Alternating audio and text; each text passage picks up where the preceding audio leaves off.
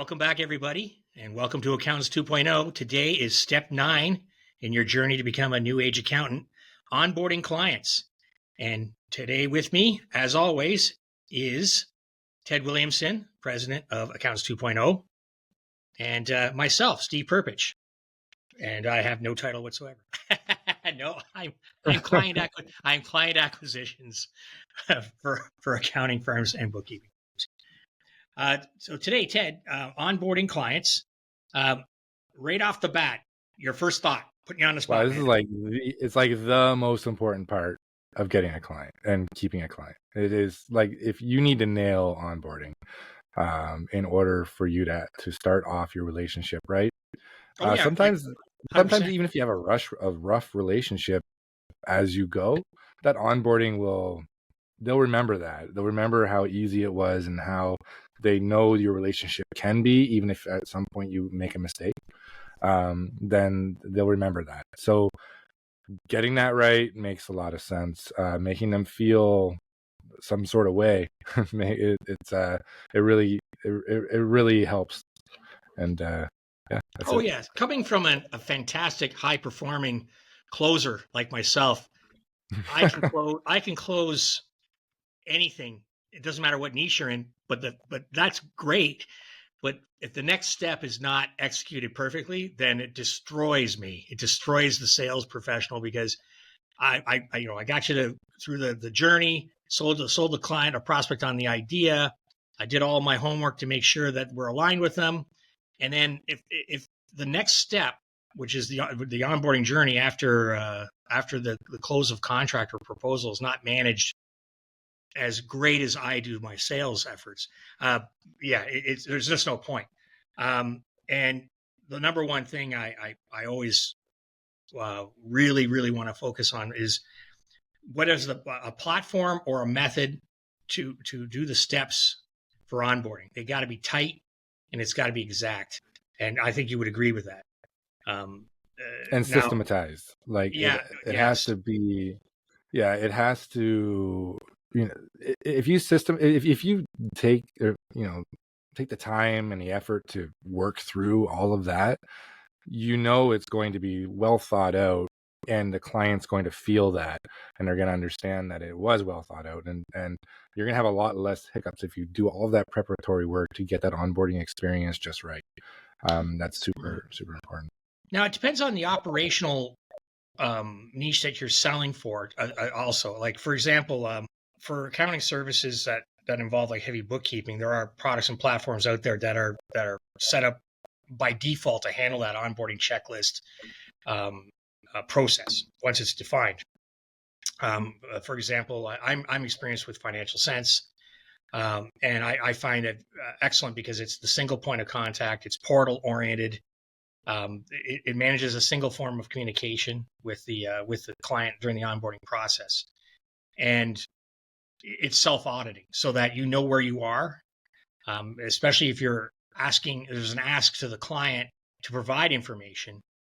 The communication, the format, and receipt of that information has to be noted, so that A, if they're delaying, there's a polite follow-up, and B, that it's done, that you know that they did it. You don't ask again, and they're saying I already sent that. And then again, the seeds of doubt of their decision to do business with you kind of paint or set the tone for the rest of the relationship. You don't want buyer's remorse. No, not at that point. Not during onboarding. At least wait a quarter before they have buyer's remorse. Yeah. Come on, Yeah, you don't want to do it right off the bat. But and so getting onto that, having a systematized onboarding platform, whether it's an extension of your operational system or it's a dedicated system like a subsystem before you hand it over to your operations, has to be managed. And in that is what you're providing. There should be a unified or a consistent single method of transferring files and documents, either whether you're using a Dropbox, Google Drive, a really good email chain, or a platform like Financial Sense, or what's another platform? Because I don't want to Karbon or TaxDome or Accountancy Manager. There's all kinds of where they have like folders and setups where it's secure. because again, these can be sensitive documents, and you want to make sure that they're housed in a common area so that your staff can get at them in a consistent manner. If there's multiple members of the team, especially. So then it gets back to the content of this onboarding. It should always begin with a really personalized and verbose, detailed welcome package. So once they sign up, you should have a package saying what's next, and that's right off the bat. Like it should be it's actually a marketing piece. It should have your look, be professional, be well branded, welcoming them aboard, initially giving them a one point of contact if they have any questions so they don't wonder. So it's like ask anything contact, and then maybe a list saying this is what's about to happen, and maybe even a timeline. And that's what we provide. We give people a good idea of what's about to come. Yeah, absolutely. They need to understand and need to manage the expectations of because so one thing, like if you don't have it very nailed down and you don't communicate very well, clients get a little bit crabby when they just signed on with you and they're like, why are you having me do all this? Especially if they're a new entrepreneur. They're like, why are you having me do all this stuff? That's what I hired you for. I was like, well, we can't get into your IRS or CRA accounts and things. You need to give us access to all of these different legal accounts or the ability to do work on your behalf, all these things, right? So bookkeeping, it's a little bit easier. You don't have to, because you're essentially just doing the books and then just shipping it off to the accountant or tax professional, unless you're doing payroll as well. But even then, there's access points, there's bank connections, there's access to IRS or CRA portals, things like that. But a bookkeeper would be a little lighter because they're providing a set piece service, whereas the accountant has to really dig. Yeah, so I mean, you have to manage the expectations. You have to let them know what's coming, but you have to also tell them why. So because you don't want them to be upset, like, why did I sign up with you and all of a sudden all of this stuff's happening, I have to do all this work and get in place. So like, because this is an important arrangement that we have going on, and we can't do everything. You are in charge of your company and you're in charge of all this stuff. I need access to all of that in order for me to do what I need to do for you. And that's just, as you all know, that's kind of the way it is. They have to work for us to work for them, for it to then be very easy and accurate after that point. It takes a little bit of time, even after onboarding, right? For where they have to do a little bit of work and then it becomes, second nature. They just, or not second nature, it just becomes, out of sight, out of mind. They get their quarterly meet or monthly meet up with you, and then that's all they have to worry about after the fact. But that onboarding is super important to get them to that point and to manage those expectations and make sure that they're going to be happy ongoing. And part of the pre-sale as well, like it's up to, again, the representative who's moving them towards proposal, whether it's your own firm and you're small or you have a dedicated sales staff. They should kind of give a little bit of pre-warning of what the commitment is before the proposal is signed. In other words, once, and maybe even give them a heads up. The onboarding is going to involve us, getting a lot of connections, a lot of permissions, a lot of passwords, a lot of. So it's not just sign here and we're just wave a magic wand and we're going to provide you perfect accounting, service, advisory, and bookkeeping. So to give them that pre-warning, but yeah, and also that's part of vetting the client. If they're resistant to that, they shouldn't be signing proposals, or you shouldn't be putting proposals in front of them. You should qualify the client a little more as well. But if it's poorly executed after the fact, that's not awesome. So. Well, you know what? And actually, onboarding, you brought up a good point. That's actually a good opportunity for you to vet that client. Even, I mean, sure, they have the expectation managed by the sales process, within the sales process. But after the fact, when you get them into onboarding, and if they're very resistant to your process, you say, hey, we built it this way because this works best. And if they're like, well, we got to do everything my way, that's probably not the client for you, right? That's probably not the one you want to go if you're fighting them in the very, very beginning steps.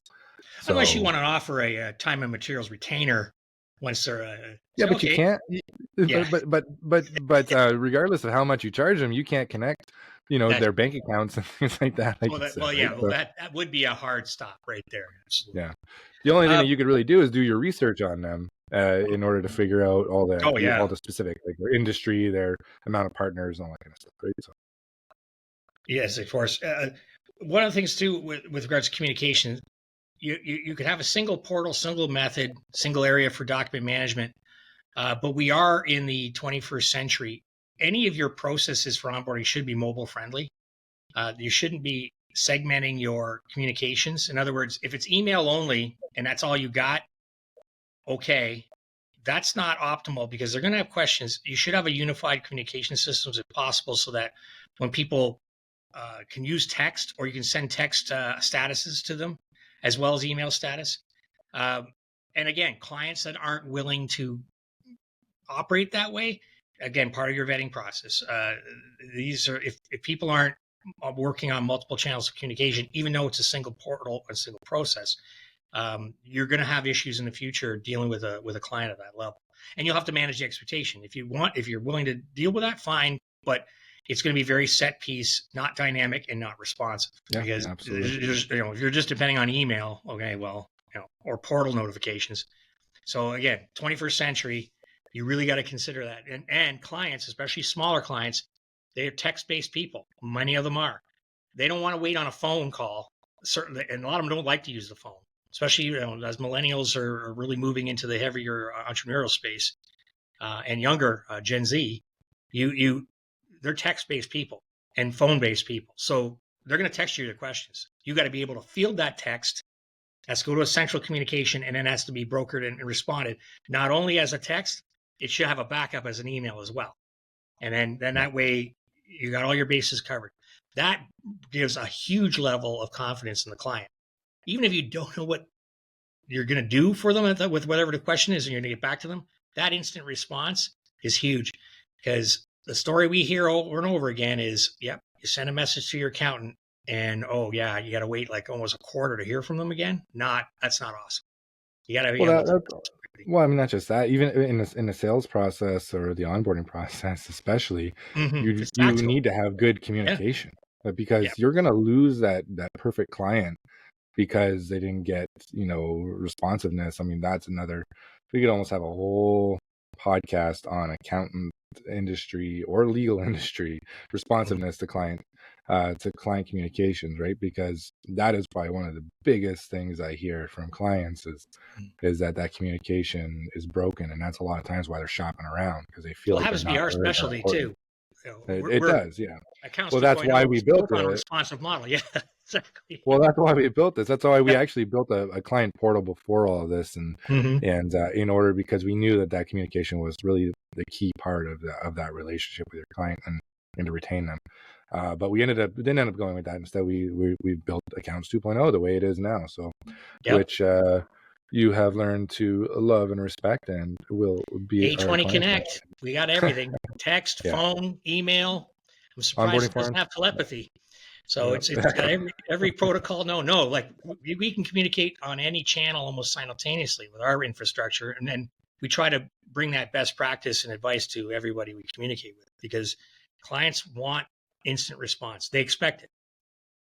Yeah. The only thing we don't do the practice management part of it. So that is really the key to providing services and to having a unified relationship with your client. What we've built is the front end of your firm, and you still need that practice management piece. Absolutely. Absolutely.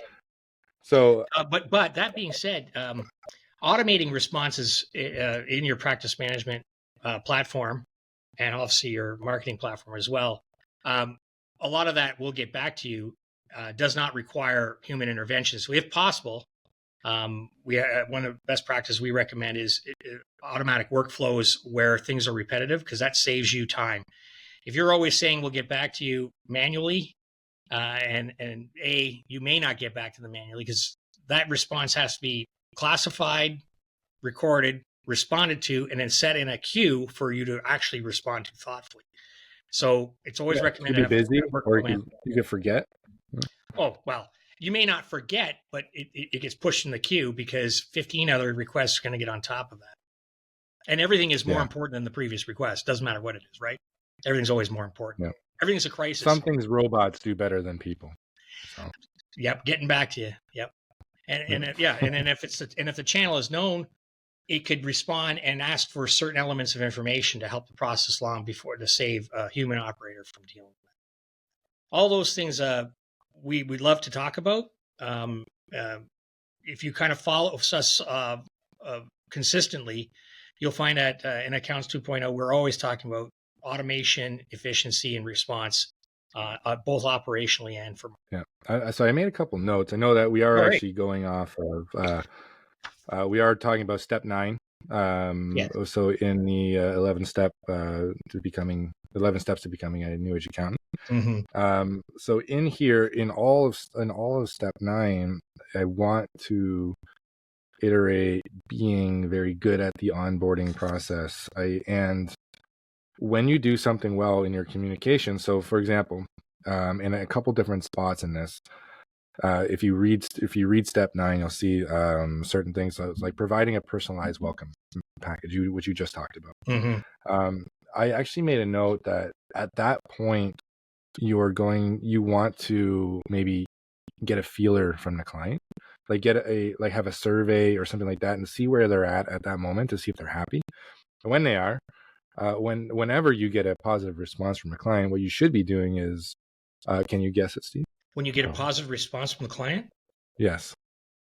Well, acknowledge it. Yeah, ask for a review. So you should always be asking.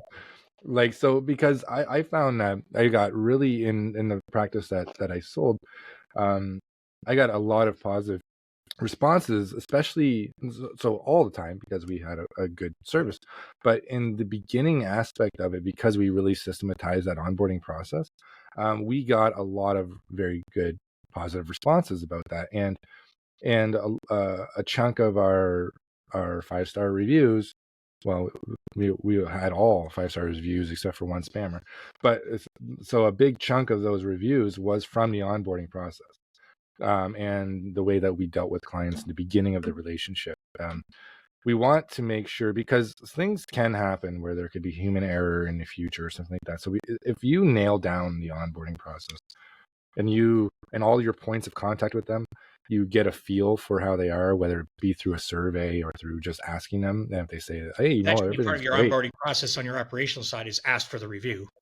Always ask for the review. So, I mean, there should be multiple points. If they haven't given you, if they don't give you a review at the point of the welcome package, when you're completed the onboarding, ask how they're doing, because you regardless of a review, you still want to know, because you need to know if you need to make edits and fix the process and stuff like that. And at the end of it, get a review. You should go through the onboarding process and get a review immediately within that process, unless they say like, hey, you know what, we haven't really started working together, I'd like to give it to you later. That's fine, obviously. But if you don't ask for one in this whole process, you're doing something wrong, because you should be trying to do that. So part of that, you can automate the review request through A20 Connect, of course. But regardless of that, definitely get a feel for it, because you need to know if you need to make edits. You need to understand if you're doing a good job, because obviously we want to do a good job for these people. So I just wanted to make that note that it's important to see where they're at, see where you need to make fixes, and to get a review. All right. Well, Ted, thanks for those insights. I think we're going to make this a 2-parter. The next step 9B will be, once you got them on board, how do you keep them? Because, you've already got them a great first impression. The onboarding process is perfect, but then the next step is keeping them on. That's super important, obviously. We don't just bring them on just to collect their onboarding fees, and we like that lifetime value client. We want to make sure we're building relationships and we're providing really good service. So don't give any secrets away. Wait for step 9B. So that's it for today. Again, I'm Steve Perpich. This is Accountants 2.0. Like, follow, join our groups on all the social media channels. ones that are important anyways. You can check out our website. You can find a podcast there. You can find the blogs there. You can find everything there. We have a whole bunch of resources for you there as well. And share it with other people. Like get other people in the industry on board, and because we all work together to make sure that we're all doing well, growing, getting clients on board too. So again, this is Steve Perpich and Ted Williamson, the Accounts 2.0. Have a great day and see you next time.